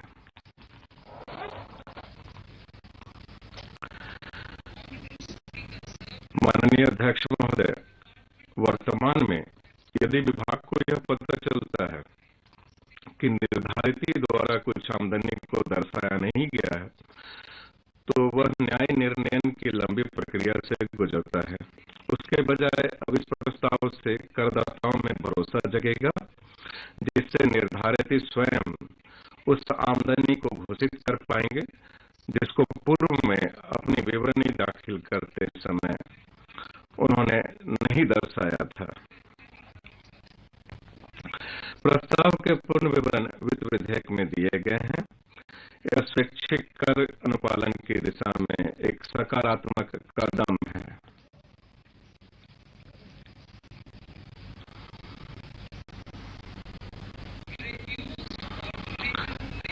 सह वैकल्पिक न्यूनतम कर और अधिभार की दर कम की गई। वर्तमान में सहकारी समितियों के लिए अपेक्षित है कि वे 18.5% की दर पर वैकल्पिक न्यूनतम कर का भुगतान करें। हालांकि कंपनियां इस कर का 15% की दर पर भुगतान करती हैं। सहकारी समितियों और कंपनियों के बीच समानता लाने के लिए मैं सहकारी समितियों के लिए भी इस दर को घटाकर 15% करने का प्रस्ताव करती हूं। माननीय अध्यक्ष महोदय, मैं उन सहकारी समितियों के लिए अधिभार की दर भी मौजूदा 12% से घटाकर 7% करने का प्रस्ताव करती हूं, जिनकी कुल आमदनी 1 करोड़ रुपए से अधिक और 10 करोड़ रुपए तक है। इससे सहकारी समितियों और उनके सदस्यों की आय को बढ़ाने में मदद मिलेगी, जो मुख्यतः ग्रामीण और खेती करने वाले समुदायों से आते हैं।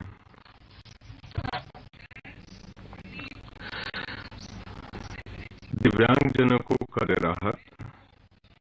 दिव्यांग व्यक्ति के माता पिता या अभिभावक ऐसे व्यक्ति के लिए बीमा स्कीम ले सकते हैं। वर्तमान कानून में माता पिता या अभिभावक के लिए केवल तभी कटौती करने का प्रावधान है जब दिव्यांग व्यक्ति के लिए अभिधाता यानी माता पिता या अभिभावक की मृत्यु होने पर एकमुश्त भुगतान या वार्षिकी की सुविधा उपलब्ध हो। ऐसी परिस्थितियां भी हो सकती है जब दिव्यांग आश्रितों को उनके माता पिता या अभिभावकों के जीवन काल के दौरान भी वार्षिकी या एकमुश्त राशि के भुगतान की जरूरत पड़े। मैं इसलिए माता पिता अभिभावकों के जीवन काल के दौरान भी यानी माता पिता या अभिभावकों के 60 वर्ष की आयु प्राप्त करने पर वार्षिकी और एकमुश्त राशि की अदायगी की अनुमति देने का प्रस्ताव करती हूँ।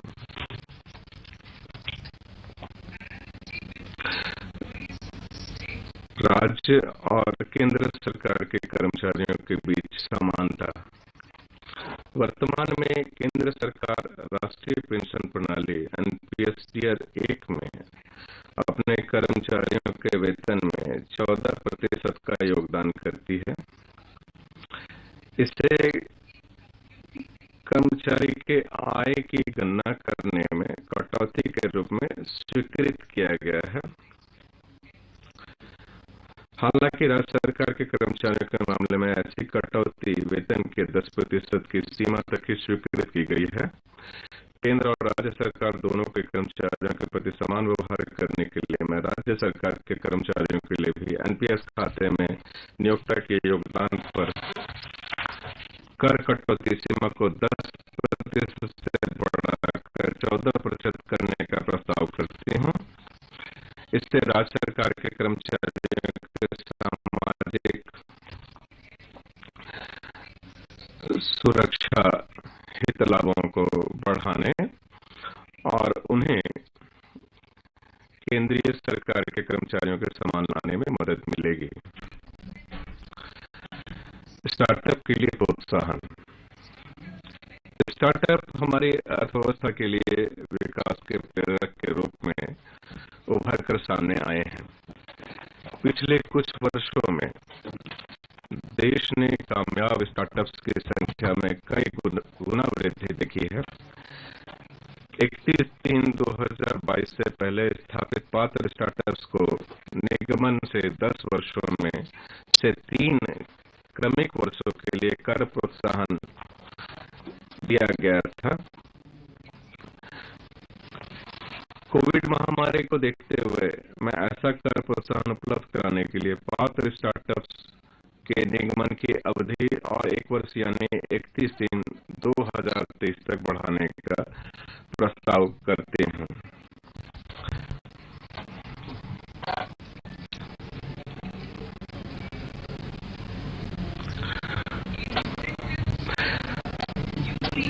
नव निगमित विनिर्माण कंपनियों के लिए रियायती कर व्यवस्था के अंतर्गत प्रोत्साहन,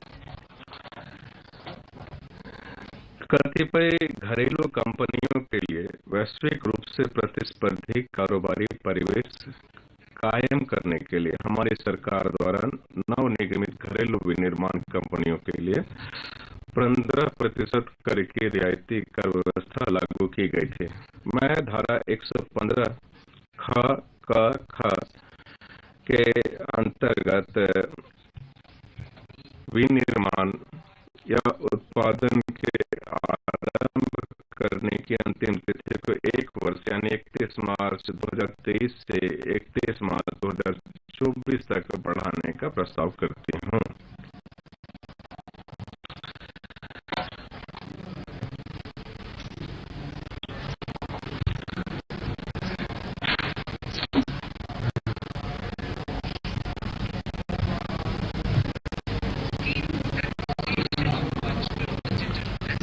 वर्चुअल डिजिटल परिसंपत्तियों के कराधान के लिए स्कीम। वर्चुअल डिजिटल परिसंपत्तियों में अंतरणों में असाधारण बढ़ोतरी हुई है। इन अंतरणों की परिमाण और बारंबारता के कारण यह आवश्यक हो गया है कि इसके लिए एक विशिष्ट कर व्यवस्था का उपबंध किया जाए। तद अनुसार वर्चुअल डिजिटल परिसंपत्तियों के कराधान के लिए मैं इस बात का उपबंध करने के लिए प्रस्ताव करती हूं कि किसी भी वर्चुअल डिजिटल परिसंपत्ति के हस्तांतरण से हुई किसी भी आय पर 30% की दर से कर लिया जाएगा। अधिग्रहण की लागत के सिवा ऐसी आमदनी का प्रकलन करते समय किसी व्यय या भत्ते के संदर्भ में किसी भी प्रकार की कटौती की अनुमति नहीं दी जाएगी। इसके अतिरिक्त वर्चुअल डिजिटल परिसंपत्ति के हस्तांतरण से हुई हानि किसी अन्य आमदनी के प्रति समांजित नहीं की जा सकती है। इसके अतिरिक्त अंतरण विवरणों को दर्ज करने के लिए मैं वर्चुअल डिजिटल परिसंपत्ति के हस्तांतरण के संबंध में किए गए भुगतान पर एक मौद्रिक सीमा से अधिक ऐसे प्रतिफल पर 1% की दर से टीडीएस लेने के लिए भी प्रस्ताव करती हूँ। वर्चुअल डिजिटल परिसंपत्ति के उपहार पर भी प्राप्तकर्ता के हाथों में कर लिए जाने का प्रस्ताव है।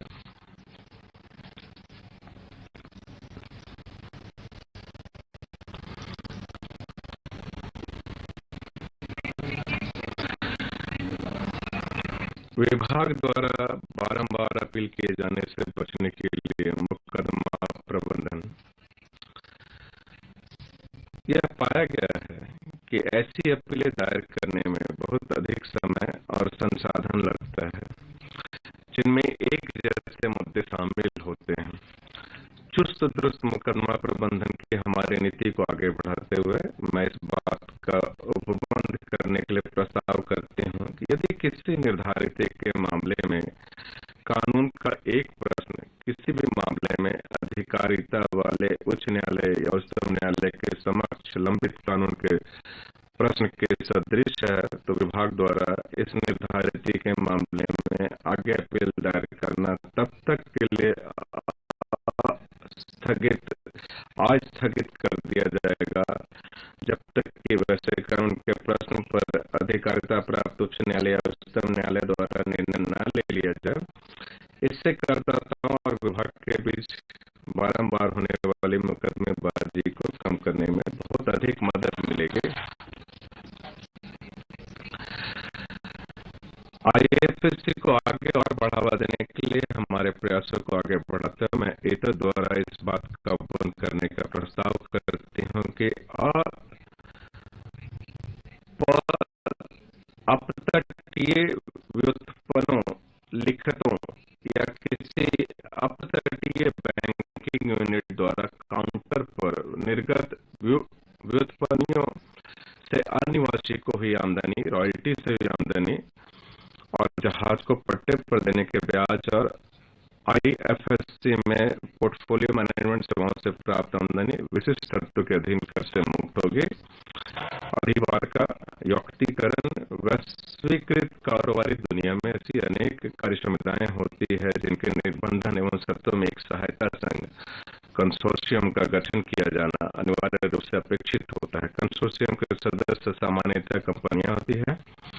ऐसे मामलों में इन AOP की आमदनी पर 37% तक का श्रेणीबद्ध अधिभार लगता है, जो अलग अलग कंपनियों पर लगाए जाने वाले अधिभार की तुलना से काफी अधिक है। तदनुसार मैं इन AOP के अधिभार की उच्चतम सीमा 15% निर्धारित करने का प्रस्ताव करती हूँ।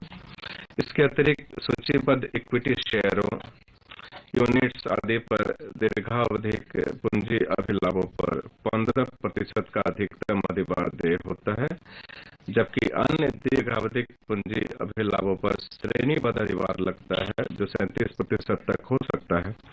मैं किसी प्रकार की परिसंपत्तियों के हस्तांतरण से उत्पन्न दीर्घ आवधिक पूंजी अभिलाभों पर अधिभार को 15% की उच्चतम सीमा तक निर्धारित करने का प्रस्ताव करती हूँ। इस कदम से स्टार्टअप समुदाय को प्रोत्साहन मिलेगा और विनिर्माण कंपनियों और स्टार्टअप्स को कर लाभ देने के साथ मेरा यह प्रस्ताव आत्मनिर्भर भारत के प्रति हमारी प्रतिबद्धता की पुनः पुष्टि करता है।